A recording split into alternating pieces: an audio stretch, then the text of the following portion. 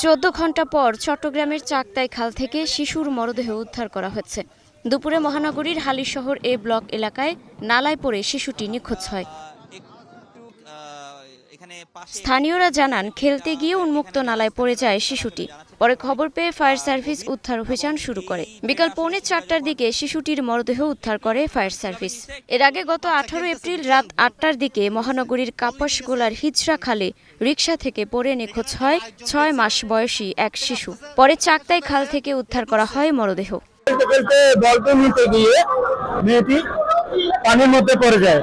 ইতিমধ্যে পানির মধ্যে পড়ে যাওয়াতে মেয়েটি বলের স্রোতের সাথে বল নিতে গিয়ে পানির স্রোতের সাথে ড্রেনের ভিতরে ঢুকে যাওয়াতে মেয়েটি হারিয়ে যায়। বর্ষা মৌসুমে জলাবদ্ধতার কারণে মূল সড়ক ও নালা একাকার হয়ে যাওয়ায় প্রতি বছর নালায় ডুবে প্রাণহানি বাড়ছে চট্টগ্রামে। গত কয়েক বছরে নালায় পড়ে অনেকের মৃত্যু হয়েছে।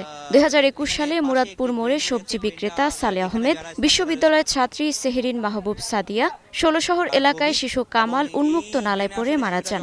2023 সালে আগ্রাবাদ রঙিপাড়ায় নালায় পড়ে মৃত্যু হয় শিশু ইয়াসিন আরাফাত। এই মৃত্যুর মিছিল থামবে কবে প্রশ্ন চট্টগ্রামবাসীর। মুক্তা আক্তার, স্টার নিউজ।